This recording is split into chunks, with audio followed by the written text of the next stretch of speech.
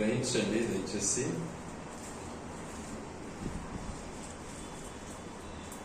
ఈ మాటలు వాస్తవానికి మీకు మనసుకు తడుతున్నాయో లేదా నాకు తెలియదు, కానీ నా మనసు అయితే చాలా బాధాకరంగానే ఉంది.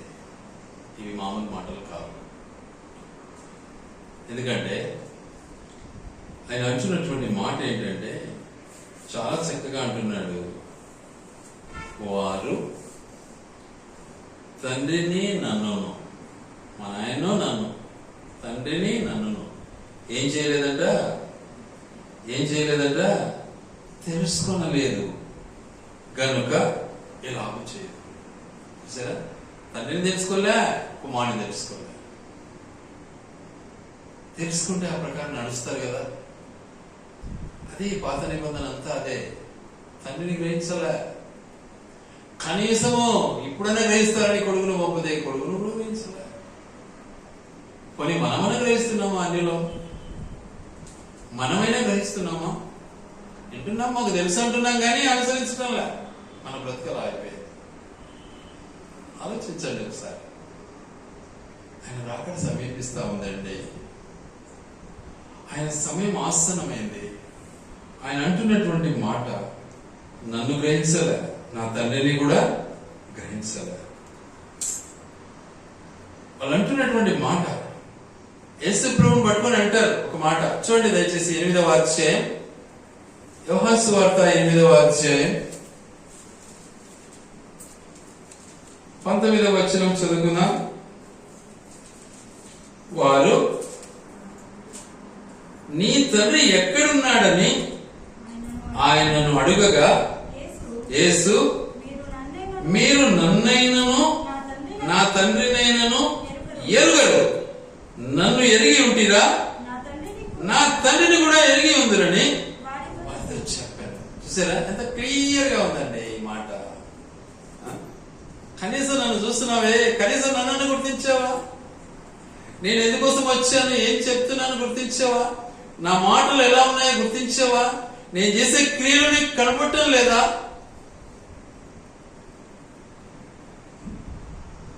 నేను నీ కొరకే కదా వచ్చాను, నీ పాపం నుంచి నేను విముక్తి చేయడానికి కదా వచ్చాను. నా తండ్రి నన్ను పంపాడు కదా, ఆయన పని చేయడానికి కదా నేను వచ్చాను. మరి నన్ను తెలుసుకోలేకుండా మన ఆయన ఎలా తెలుసుకుంటావు? కనపడే మనిషిని గుర్తించకపోతే కనపడని దేవుని ఎలా గుర్తిస్తావు నువ్వు? ఇది పెద్ద మోసం కదా. కనపడే మనిషికి మోసం చేస్తావు, దేవుని మోసం చేయలేదంటే ఎట్లా? ఆయన అదేంటున్నాడు, వాక్యం చాలా స్పష్టంగా ఉంది. ఒకసారి జ్ఞాపకం చేస్తున్నాము మాటను. మీరు నన్నైనను నా తండ్రినైనను ఎరగరు. నన్ను ఎరిగి ఉంటే కదా నా తండ్రిని ఎరిగేది నువ్వు. ఆయన అయితే కనిపాడు, ఆయన చూస్తే కనిపించేవాడు కాదు, కానీ కనిపించే నన్ను చూసి కూడా నువ్వు చూడలేకపోతున్నావు అంటే మన ఆయన ఎలా చూస్తావు నువ్వు? నేను కుమారుడిగా వచ్చాను, మనిషిగా వచ్చాను, శరీరంగా వచ్చాను, మనిషిలా పుట్టాను, మనిషి ద్వారా వచ్చాను, నన్నే నువ్వు తెలుసుకోలేకపోతున్నావే. ఇక కనబడని తండ్రిని ఆయన చూస్తే బతుకుతారా మనుషులు? నాకు అన్ని తెలుసు అనుకుంటున్నావా? గర్విస్తున్నావా? చూసుకో ఒకసారి. కాబట్టి నీ బ్రతుకు ఎలా ఉందో ఒకసారి ఆలోచించుకో, పరీక్షించుకో, హృదయ పరిశీలన చేసుకో. నీ జీవితము ధన్యమవుతుంది గనుక. ఎందుకంటే ఆయన నన్ను పంపాడు అనే సత్యాన్ని తెలుసుకోకుండానే ఉన్నావే. చూడండి 15వ అధ్యాయం, యోహాను సువార్త 15వ అధ్యాయం 21వ వచనం చదువుకున్నాం. అయితే వారు నన్ను పంపిన వారిని ఎరుగరు గనుక నా నామము నిమిత్తము వీటినన్నిటినీ మీకు చేయుదురు. ఆయన నన్ను పంపాడు కాబట్టి నా పేరుతో నా తండ్రిని నువ్వు ఏమడిగినా ఆయన చేస్తాడు నీకోసం. ఎందుకు తెలుసుకోలేకపోతున్నావు? ఎందుకు అంగీకరించలేకపోతున్నావు? ఎందుకు ఆస్వాదించలేకపోతున్నావు? ఎందుకు రుచి చూడలేకపోతున్నావు? ఎంత స్పష్టంగా మాట్లాడుతున్నాడు దేవుడు. కాబట్టి ఒకసారి మనం గమనిస్తే రండి 25వ అధ్యాయం మత్తయి సువార్త.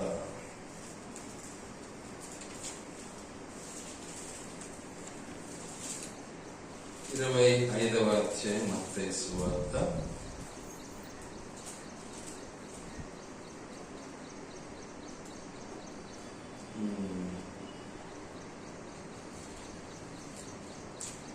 సారీ 25 కాదు,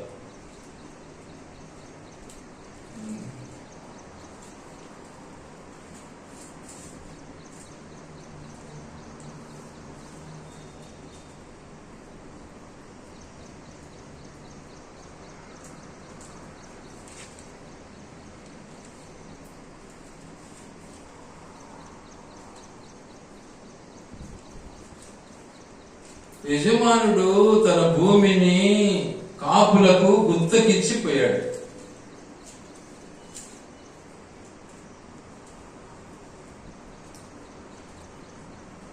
మత్తయి సువార్త 21వ అధ్యాయం.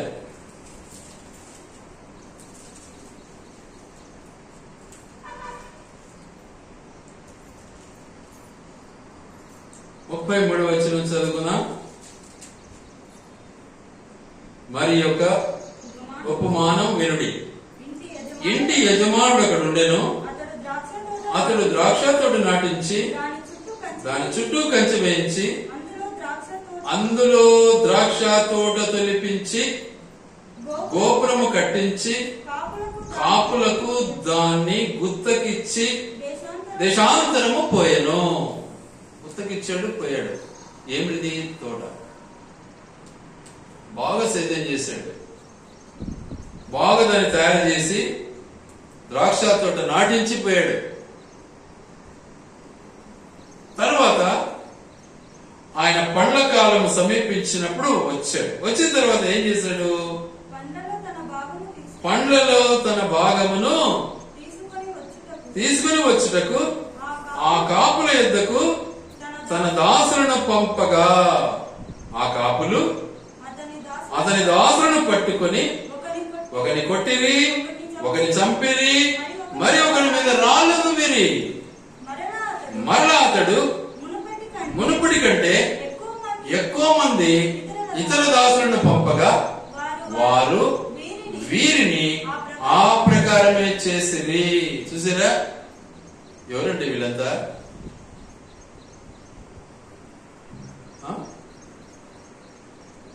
దేవుడు ఏం చేశాడు? తన యొక్క దాసులను పంపాడు. వెళ్ళండి, వెళ్ళి గుత్త ఇప్పించుకున్నాండి అని. వీనికేది గుత్త ఇచ్చేది అని తల్లి పంపించినారు. ఈరోజు సువార్త చేస్తా ఉంటే చాలా మంది తరడానికి వస్తున్నారు. మీకు దర్శనం లేదు. మన సొమ్ము ఎవరూ ఆశించలే, వాళ్ళ దగ్గర అడక తిన్ను పోము. దేవుని వార్తను ప్రకటించడానికి వెళ్తాం అంతే. నైనా చెడిపోకుండా బాగుపడురా అంటాం. అది మనకి సుర్రమంటుంది, అది మనకి కష్టతరంగా ఉంటుంది. యజమానుడు ఆ పని చేశాడు. ముందు కొందరిని పంపాడు, చంపేసినారు, తరిమినారు. మరికొందరిని పంపినాడు, వాళ్ళు గట్ట చేశారు. ఆ తర్వాత తుదకు నా కుమారుని సన్మానించుదురు అనుకొని తన కుమారుని వారి యొద్దకు పంపాను. చూసారా? చవక విషయం. కాబట్టి లాస్ట్కి ఏం చేశాడు? తన కుమారుని పంపించాడండి. కొడుకునే పంపాడు. ఓనర్ కదా, కనీసం గౌరవిస్తారనుకున్నాడు. అసలు ఓనర్ వాళ్ళు గుర్తుపట్టింటే కదా మనమాట. కానీ ఓనర్ అని తెలుసుకున్నాడు. మా నాయన మీకు గుత్తకి ఇచ్చినాడు కదా, మా నాయన గుత్తకు నన్ను పంపాడు, వెళ్ళండి, నా గుత్త యోమని తీసుకొని రమ్మని పంపాడు. కానీ దేవుని యొక్క ఉద్దేశం ఏంటి తెలుసా? ఇక్కడ అద్భుతమైనటువంటి ఆలోచన. ఆ పనివారు నిజంగా ఎలాంటి వారు? నాకు మంచివారు.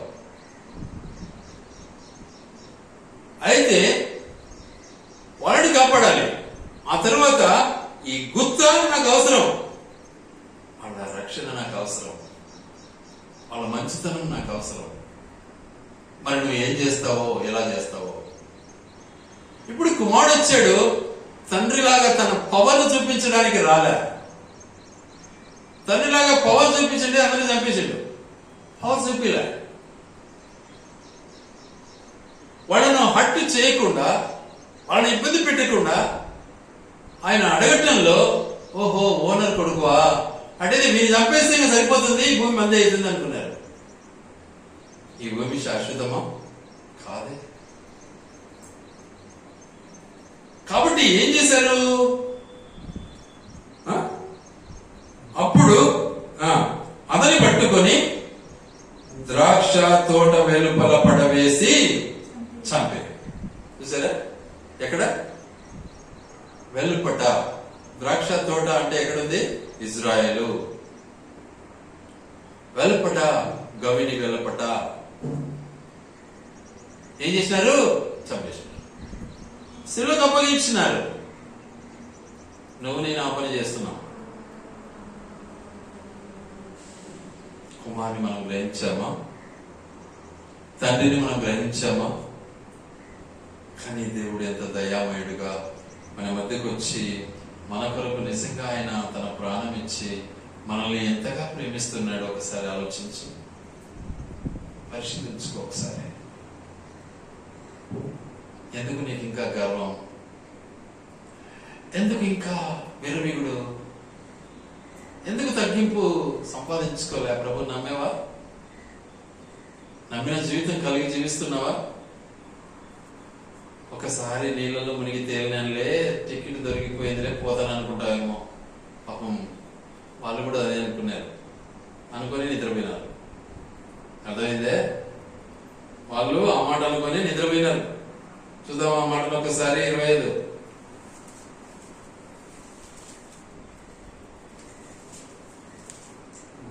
13 వచ్చినాం.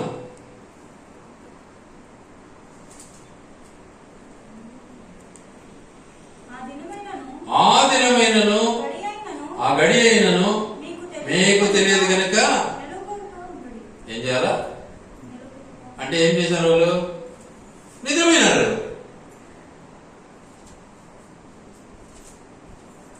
మనం మేలుకొని ఉండమా? చూసుకోండి. నేను మేలుకో తిరుగుతాడు అటు ఇటు అనుకుంటున్నావా? ఆ మెలకువ కాదు, ఆత్మీయ మెలకువ కావాలి నీకు. ఆ సమయం తెలుసుకోలేకపోయా, ఆ గడియం తెలుసుకోలేకపోయింది, ఆ దినాన్ని తెలుసుకోలేకపోయింది. సమయం ఆసన్నమైతా ఉంది, వస్తున్నాడని కేక వినబడుతూ ఉంది, కానీ లెక్క చేయలేని బ్రతుకులో. మీరు మరి భయపడతారో లేదో, నేనైతే ఎప్పుడు భయపడుతూనే ఉన్నా. సస్తానే భయం కాదు, కానీ కనీసం పరలోకం చేరుతానా లేదా అనే భయం. ఎంత సేవ చేసి కూడా పరలోకం వెళ్ళలేకపోతే ప్రయోజనం అని తగ్గింపు కలిగి జీవించాలనేదే నా ఆశ. సంపాదించాలని ఏం లేదు, అడక తినాలని ఏం లేదు.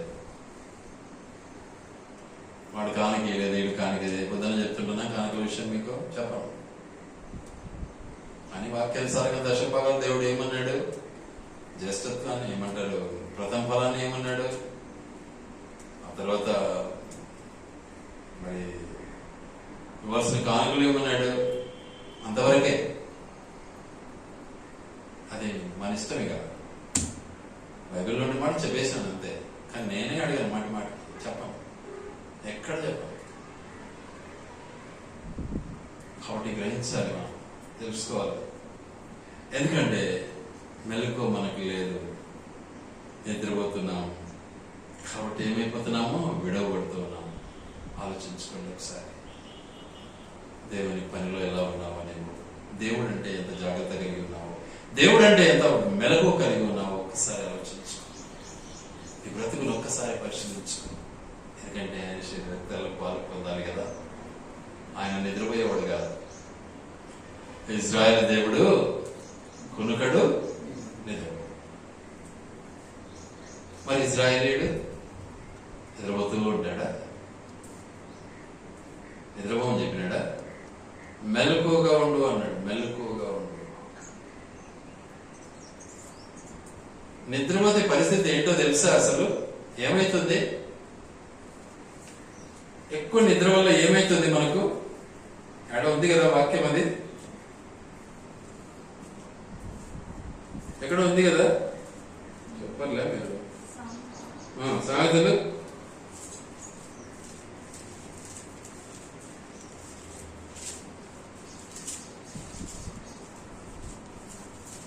6వ అధ్యాయం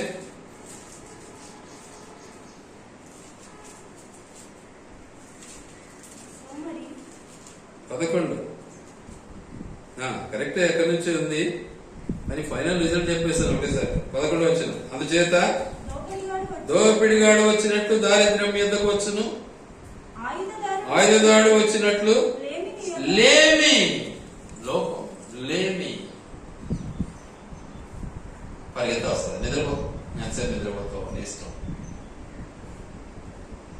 దరిద్రమైన బతుకుతావు, చూసుకో ఒకసారి. ఇంకొక మాట అక్కడే ఉంటది, బహుశా 24వ అధ్యాయం అనుకుంటా, 24, 33, 34 చదవండి.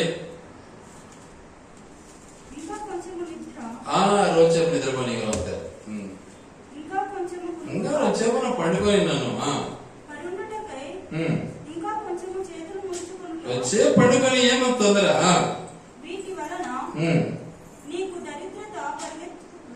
చూసేదే ఇంకా రోజు పండుకొని ఏం పోతాంది, రోజు నిద్రపోతా అంటే డైలాగులు కొడతా అంటారు అందరూ. ఏముందంట, ఏం రిజల్ట్ అంటే అక్కడ, వీటి వల్ల నీకు దరిద్రత పడుతుంది, తర్వాత వచ్చినట్లు కరువు నీకు వస్తుంది. అంటే అడక్క తినని అయిపోతావు, అది నీ బతుకు. నిద్రపండి, హాయిగా నిద్రపండి. వాళ్ళు మేలుకోలేకపోయినారు కాబట్టి, నిద్రపోతున్నారు కాబట్టి పోయినారంట. పాపము ఏం చేసినారు? కొట్టినారంట. ఏంది? తలుపు కొడితే ఏమైంది? ఏం చేసినాడు? చాలా క్లియర్గా చెప్తున్నాడు, చూడండి దయచేసి. ఏమంటున్నాడు? 11 వచ్చిన చదువుదాం. 25, 11. అంతటా తలుపు వేయబడెను. మత్తయి 25, 11. అంతటా తలుపు వేయబడెను. ఆ తరువాత తక్కిన కన్యకలు వచ్చి, అయ్యా అయ్యా మాకు తలుపు తీయమని అడుగగా, ఏమంటున్నాడు ఆయన? అయ్యా అయ్యా అయ్యా మేము నిద్రపోయినామయ్యా, మర్చిపోయినామయ్యా, నిద్రపోయినామయ్యా, తలుపు తీయ్యా, పొరపాటు అయిందయ్యా అంటున్నారు. నిద్ర వచ్చిందయ్యా, ఏం చేయాలయ్యా, మేల్కొని నిద్ర వచ్చేసింది, తలుపు తీయమని మొత్తుకుంటున్నారు. దేవుడు అంటున్నాడు, పోండి పోండి నిద్రపోండి, ఇంకా మీకు తలుపు తీసే పరిస్థితి ఉండదు అంటున్నాడు. తలుపు తీయమని బ్రతిమాడుతూ ఉన్నారు వాళ్ళు. అయితే అతడు, మిమ్మల్ని ఎరగని నిశ్చయముగా చెప్పుచున్నాను నేను, పండి, అసలు నువ్వు నా బిడ్డవే కాదు, నువ్వెవరివి? సైతాను బిడ్డవు, నిద్రకు నువ్వు ఆపుతైపోయినావు, వెళ్ళు అన్నాడు. చూసుకోండి, అది మన నిద్ర యొక్క రిజల్ట్. కాబట్టి మనం అలాంటి నిద్రకు మనం బానిసలం అయిపోతే మన బ్రతుకులు ఎలా ఉంటాయి? విడవబడతామండి. చూసుకోండి ఒకసారి, వాక్యం చెప్తా ఉంది. నేను కూడా చాలా బాధగా చెప్తున్నాను ఈ మాటలు, నాకు కూడా చాలా బాధ ఈ మాట. ఎందుకంటే మరి నేను ఆ రీతిగా ఉన్నప్పుడు సంఘం కూడా ఆ రీతిగా ఉండాలనేది నా ఆశ. కాబట్టి గ్రహించాలి, మనం చాలా సత్యాలు ఉన్నాయి ఇందులో. గనుక ప్రభువులో మనం కొనసాగు నిమిత్తమై మన బ్రతుకును ఒకసారి పరిశీలించుకుందాము. చూడండి దయచేసి కొరింథీయులకు రాసిన మొదటి పత్రిక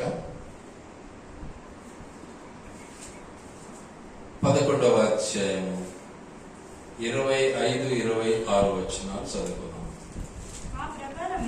ఆ ప్రకారమే భోజనమైన పిమ్మట ఆయన పాత్రనెత్తుకొని, ఈ పాత్ర నా రక్తము వలననైన క్రొత్త నిబంధన. చూసారా? ఇప్పుడున్నది క్రొత్త నిబంధన సంఘం. ఇది ఇప్పుడున్నటువంటి దేశము, ప్రపంచము కొత్త నిబంధనతో కూడినటువంటి సంఘము. ఇది కొత్త నిబంధన. దీన్ని మీరు గ్రహించాలి, దీన్ని మీరు తెలుసుకోవాలి. ఇది నూతన సంఘము, నూతన నిబంధన, నూతన సంఘము, నూతన నిబంధన. కాబట్టి ఏం చేయాలి? దీనిలోనిది త్రాగున్నప్పుడెల్లా నన్ను జ్ఞాపకం చేసుకోండి. ఇంకొక మాట ఇక్కడే ఉంది, దీన్ని మీరు తీసుకున్నప్పుడల్లా ఏం చేయాలి? నన్ను మీరు జ్ఞాపకము చేసుకోండి అంటున్నాడు. ఆ తర్వాత 26వ వచనం, మీరు ఈ రొట్టెను తిని ఈ పాత్రలోనిది త్రాగునప్పుడెల్లా ప్రభు వచ్చు వరకు ఏం చేయాలా? చూసుకోండి, ఏమన్నా బాధ్యతతో ఉన్నామా మనము? ఎంత దౌర్భాగ్యంగా ఉన్నామో, ఎంత దొంగతనంగా ఉన్నామో, ఎంత నిద్రపోతున్నామో ఒకసారి పరిశీలించుకోండి దయచేసి. అంటే ఈ బైబిల్ మనకు కాదనుకుంటారా, ఇలా వేరే వాళ్ళగా? వాస్తవం చెప్తున్నాను. ఒకసారి మునిగి తేలినంత మాత్రాన పోలేరండి, పోలేరు. రోజు నిన్ను నువ్వు రెక్టిఫై చేసుకోవాలి, ప్రతిరోజు కడుక్కోవాలి. నువ్వు ఇంటికి కూర్చో ఇట్లనే రేపటి వరకు నీ పైన దుమ్ము పడుతుందే పడదా? ఏం పక్కరే పడదు? దుమ్ము పడుతుందా పడదా? ఏమి ముగ్గుల్లా మీ పైన దుమ్ము పడుతుందా పడదా? అరే ఏమి ఇంత నిరామయం? ఏం తెలుదా? మీ పైన దుమ్ము పడదా? ఇక్కడ కూర్చుంటే పడుతుందయ్యా, ఏమి పలకరు. మరి ఇంత దారుణం అయిపోతే ఎట్లా మీరు? మరి దుమ్ము కడుక్కోవా రేపు? కడుక్కోకుండా అట్టే ఉంటావా? మరి ప్రతి దినమును తప్పుతూనే ఉంటావు,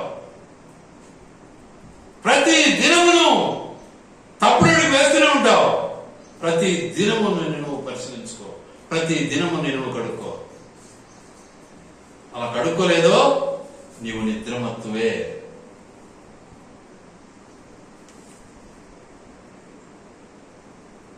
ఏం కుదరదు, ఒకసారి మునుగుతానే సరిపోలే.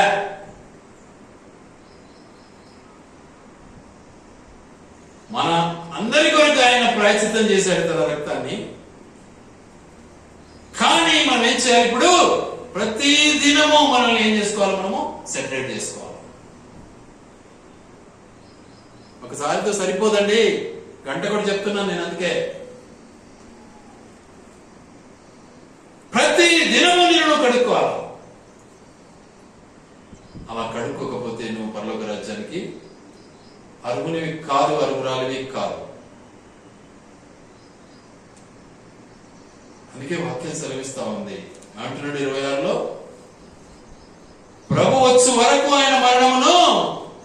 నిద్రపోతున్నావా? ప్రచురిస్తున్నావా? నిద్రపోతున్నావా? పని చేస్తున్నావా? నిద్రపోతున్నావా? ప్రకటిస్తున్నావా? నిద్రపోతున్నావా? మేల్కొని ఉన్నావా? నిద్రపోతున్నావా? శుభ్రంగా ఉన్నావా? నిద్రపోతున్నావా? కడుక్కున్నావా? ఆలోచించు. వాక్యం ఇది.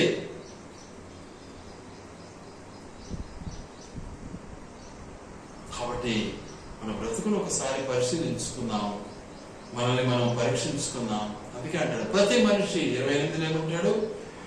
ప్రతి మనుషుడు తను తాను పరీక్షించుకోవాలి అంటున్నాడు. ప్రతి మనుషుడు, అవతలని కాదు.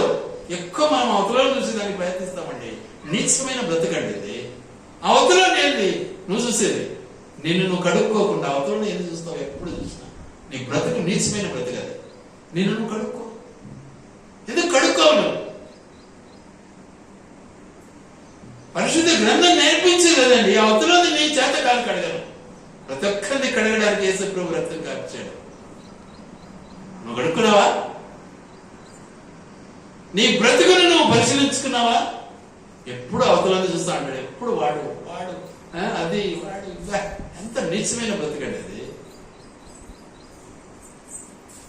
చాలా బాధాకరమైన మాటలు అనుకుంటే. వాటితో నీకేం పనండి? నువ్వు కడుక్కో, నువ్వు శుభ్రంగా ఉండు.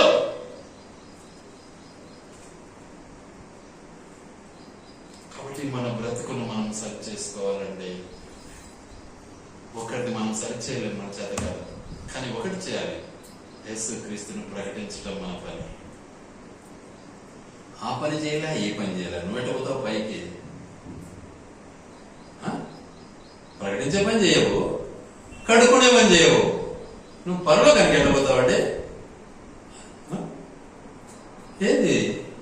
మష ఏముందిలే, నీళ్ళు మునిగి తేలేను, ఏదో 2 చచ్చిపోతాను, ఒక బిడ్డలు తీసుకుపోయాడు, గుంతలో పెడతారు, అయిపోతుంది, నేను అడిగిపోతాను. కానీ ప్రమోషన్ వచ్చేది నువ్వు చచ్చినాకనే. ఈ లోకంలో ఉన్నంత వరకు కాదు, ఈ లోకంలో ఉన్నంత వరకు చావు దినం వరకు నిన్ను కడుక్కోవాలా.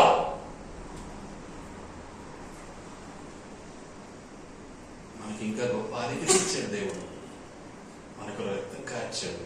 కానీ యూదుల కొరకు నిజంగా కార్చిన రక్తాన్ని వాళ్ళు వ్యతిరేకించారు కనుక వాళ్ళే వాళ్ళ సొంత రక్తాన్ని బలియాగం చేయాలి. అది గొప్పతనం. వాళ్ళు కూడా ప్రభువు నమ్మితే వాళ్ళకి కలుగుతుంది. కానీ వాళ్ళు నమ్మలేదు కాబట్టి ఏం చేయాలి? వాళ్ళు పాత నిబంధన, మాది పాత నిబంధన అనుకుంటున్నారు కదా, వాళ్ళు ఏం చేయాలి? వాళ్ళ రక్తమే దేవునికి బలి అర్పించాలి. అందుకే ప్రతి ఒక్కడు ఏం చేసుకోవాలి? సున్నతి చేయాల్సిందే, ప్రతి ఒక్కడు రక్తం వలకాల్సిందే. కానీ నీకు నాకు ఎంత అద్భుతమైనటువంటి ఆశ్చర్యమైనటువంటి ప్రక్రియ దేవుడు మన కోసం చేశాడు. ఆయనే రక్తం కార్చాడు మన అందరి కొరకు.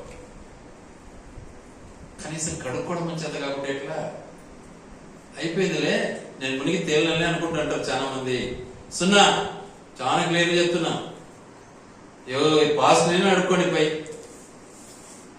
చాలా పెద్ద పాస్టులు, చాలా పేరు పొందిన వాళ్ళు అనుకుంటారు కదా, వాళ్ళనే ఫోన్లు చేసి అనుకోండి. ఇప్పుడు ఫోన్లు ఇస్తారు, వెనకబడి దాని కిందనే అకౌంట్ నెంబర్ కూడా ఇస్తారు. ₹2 వేసి అడగండి, చెప్తారు వాళ్ళు.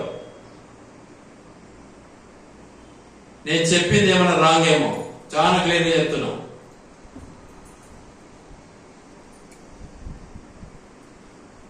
చాలా మంది దూరంగా ఉండే పాస్టర్లను ఫోన్లు చేసుకునేది, వాళ్ళతో ప్రార్థన చేసుకునేది, వాళ్ళకు గిఫ్టులు పంపేది. ఈ సంఘాలు ఎడన పని సావు, వీడు చెప్పేది వాక్యం కాదు, ఇది మనలోని భక్తి. పోతావా పైకి? ఎన్నటికీ పోలేవు. నువ్వెవరో నాకు తెలియదు అంటాడు దేవుడు. ఎవరిని ప్రేమించావు? వాణ్ణి ప్రేమించావు, సంఘాన్ని ప్రేమించలేవు. అర్థమవుతుందా? ఇప్పుడు సంఘం అంటే మామూలు విషయం కాదు. ప్రపంచానికి దిక్చూచి సంఘం అంటే.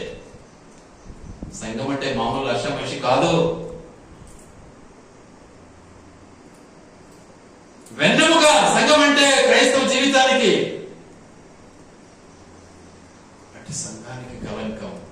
ఎవరికో ఫోన్ చేసింది, ఎవరితోనో వాళ్ళతో ప్రార్థన చేసుకుంటే నాకు ఈడ ప్రార్థన చేసే రోగం బాగా కదా, నీకు చూసుకో కావాలంటే. నీ మనసు ఇక్కడ ఉంటే కదా, ఇక్కడ లేకుండా ఎక్కడో ఉండి ఎన్నిసార్లు ప్రార్థన చేసినా కదా ఎడికెళ్తుంది కాదు. అట్లా మోసం ఇది. మనసు ఇక్కడ ఉంచు, సంఘాన్ని ప్రేమించు. సంఘమును అది కలంకమైనను ముడతైనను దేవుడు ఏం చేశాడు? సంఘాన్ని ప్రేమించాడు. మరి ఆ ప్రేమకు నువ్వు ఏమైనా ఫలం పొందాలి కదా. ఆ ప్రేమను నువ్వు చవి చూస్తావా? లేదే. మరి ఎలా నువ్వు బాగైతావు? ఎలా నువ్వు నిరోగం బాగైతుంది? కొల్లలుగా రోగాలు బాగైనాయండి విక్టర్ శాంసన్ పరిచర్యలో అని చెప్పుకోలే ఇంతవరకు. ఇప్పుడు చెప్తున్నా ఒక మాట. తండోపతండాలుగా వస్తున్నారు అడవుల నుంచి. మందిరం పట్టక బయట ఎండలో కూర్చుంటారు కదా అందరూ.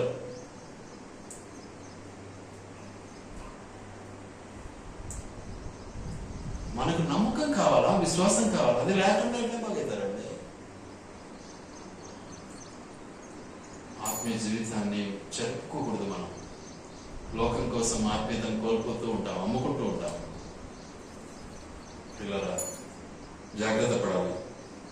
కనుక ప్రభువుకు మనం లోబడదాం, ప్రభువులో మనం జీవిస్తాం, ప్రభు కొరకు మనం జీవిస్తాం, ప్రభునందు జీవిస్తాం, ప్రభు రాజ్యానికి వారసులం అవుదాం. అలా చేయకపోతే మన బ్రతుకులు వ్యర్థమైపోతాయి. కాబట్టి రక్షించుకున్నాం. దేవుడి మాటలు మీకు దీవించి ఆశీర్వదించును గాక.